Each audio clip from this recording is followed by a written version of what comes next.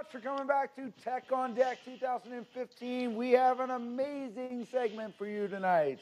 We have none other than Guy Kawasaki and Robert Scoble. What's going on? It's been crazy here in Sun Valley. We've had such a fun time over the last 2 days, and I could, to end it up, we should have something fun, And so we both picked like two names that, of people that we would want to have at dinner. And you got Hap coming on later, who started North Face, and I picked Guy. I was like, I like talking to Guy. He's my kind of guy. Well, I think it all started with Guy. Guy, welcome to Tech on Deck. How are you? Thank you. Thank you. It all Thank started you so much Guy for having me. At your office. The two of us were there a few months ago, and I have a picture of Scotty Con, but this is not Scotty Con. This has evolved into a real conference, and it's been really exciting. I can't wait to tell you how far we've gotten with it, and want to learn from you as well. Yeah. But welcome to Are you charging? Are you charging $2,000 to attend? No, not yet. Maybe in 3 years. Because we're doing it a different style, right? We're here in Scott's living room here in Sun Valley, and Cisco brought a whole team and some video conferencing gear so that we could do these conference calls with cool people from around the world. We had Gary Shapiro, who runs the Consumer Electronics Show. We had Jeremiah this morning. We had Rome Bauer, a musician, on last night, and on and on. We had really interesting guests over the last 2 days. And this way we could do really interesting, fun conversations here without having to pay for you to fly in and convince your wife that it would be cool for all that and stuff like that.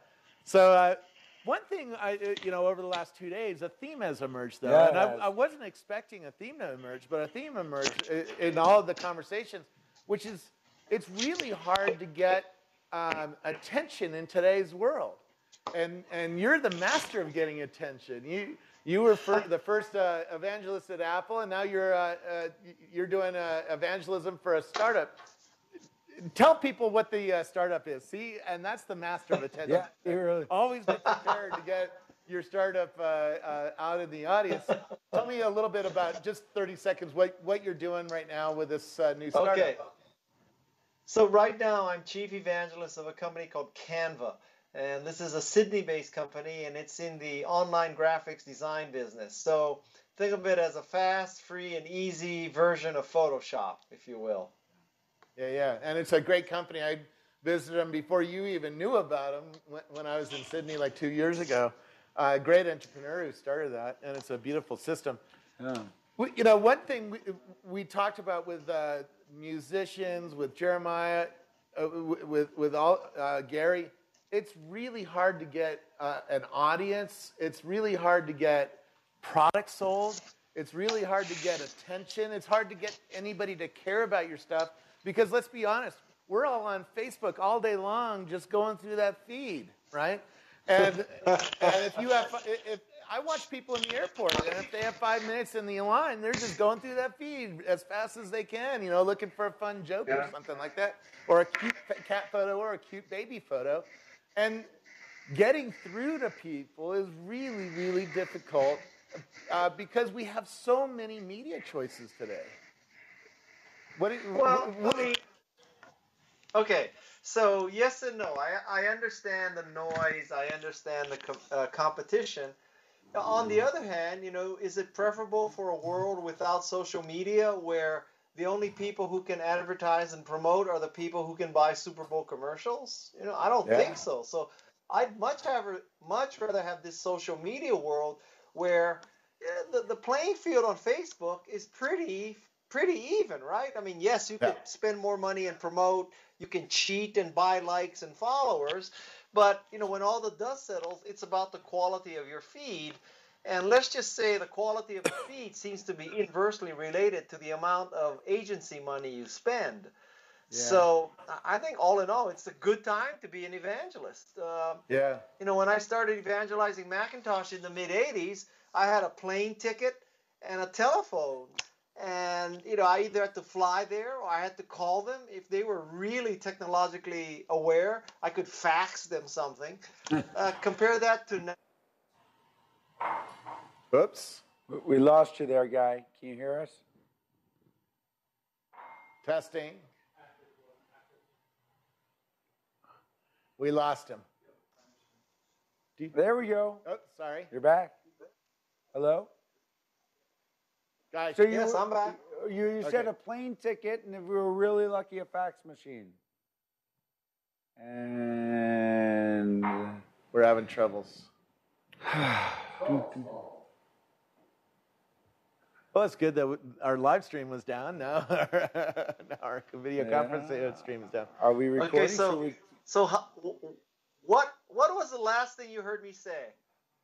If we were really lucky, they'd have a fax machine, and you had to fly there, and you had a phone for evangelism. Right. And the playing field. And today we have Instagram, Facebook, Pinterest, Twitter, Google Plus. I think it's much more of a marketing meritocracy.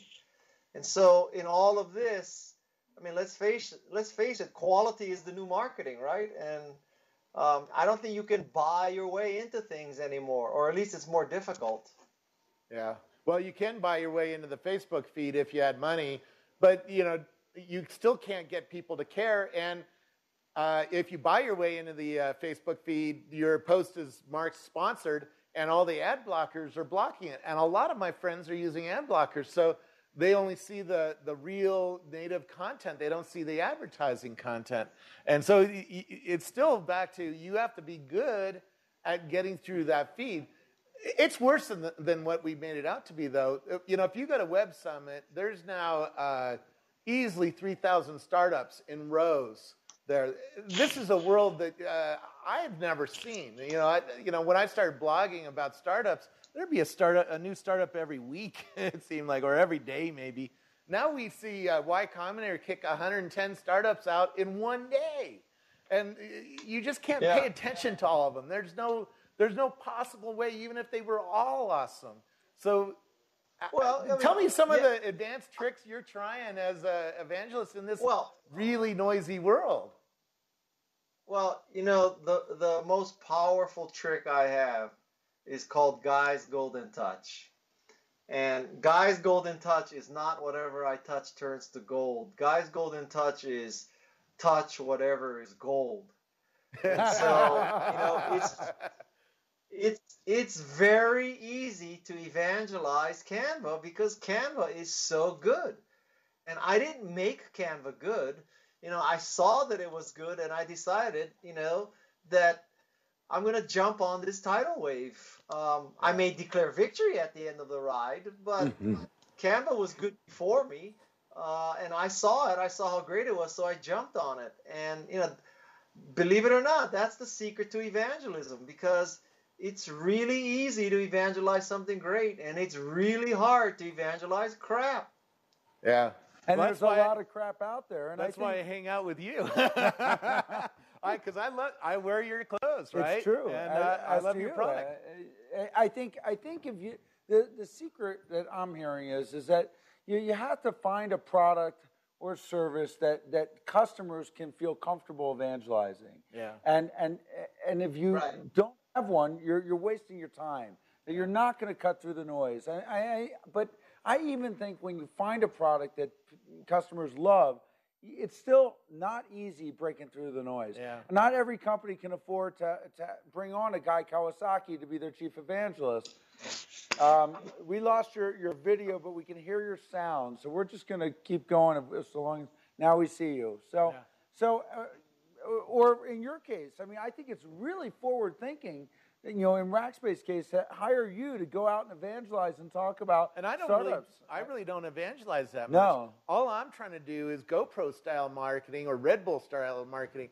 Red Bull, I love Red Bull because it's the shittiest product known to mankind. I mean, you really can't come up with a shittier product. It's true. It makes you sick. If you drink too much of it, it doesn't taste that good. If you go back 20 years and put a can of it in front of somebody without telling them anything about it, they would taste it and they would go, ew, yet they sell $2 billion a year of this product. And I studied them. I hung out with some of the gods that get to wear the Red Bull logo. Like Valentino Rossi, he's the #1 MotoGP racer in the world. He gets paid to wear the Red Bull logo. I don't even know if he drinks the stuff. Probably not, because he's a highly tuned athlete. And he doesn't want to drink sugar water all day long. But by putting that logo on a person like that, it hacks everybody's brain into thinking that product is the one to consume, to buy, to have in your refrigerator, right? To use at the bar, right? If you're going to buy a drink, are you going to buy a Diet Coke, a Jack and Coke, or are you going to buy a Red Bull and a vodka, right? And a lot of people buy Red Bull and vodka It's a brand. It's branding. Because it's a brand. And I think that's what Guy's Golden Touch is really about, right? If you find a brand that is very powerful, associate with it, right? And Red Bull does that. GoPro does that. GoPro put their cameras on surfers. And I watched, Nick Woodman, who's over here at the Allen and Company. GoPro started 200 yards from my house, so I got to watch a startup actually be born right in front of me. And he would go and hand them out like candy to all the surfers and all the skiers and, all the cool kids in town and say, please put this on your board, and show people on Facebook the video. And now he's a billionaire, right? So where do you think the world is going? What about that resonated with you? Well, let's say, meanwhile, let's say, if you were a Japanese camera manufacturer, you could make a small video camera too, right? And you would go. This is like United Airlines just going down and stopping. It's like the New York Stock Exchange. Do we even know what the cause of this issue is at this point? Okay. Yeah. Guy, are you still there? I'm there. Yeah. It keeps dropping out on my side too. Yeah. So is it our internet then? It must be. No? It's on your side somehow, Guy. Did you pay your cable bill this month? It's on my side? Yeah, that's what Cisco is telling us. So I don't know. It's funny because of course Cisco's gonna say that. Well, yeah. It's sort of funny because United Cisco is blaming Comcast. Well, whatever. It's technology. I mean, United Airlines went down for 2 hours today, and 6 million people couldn't fly, right? Oh my God. Yeah. So anyway, what about that resonated with you, Guy? Do you agree with that kind of idea that marketing is about associating with great brands? Robert, I'm going to quit and come back in. Let's try that. We got nothing to lose, right? Yeah. Let's go.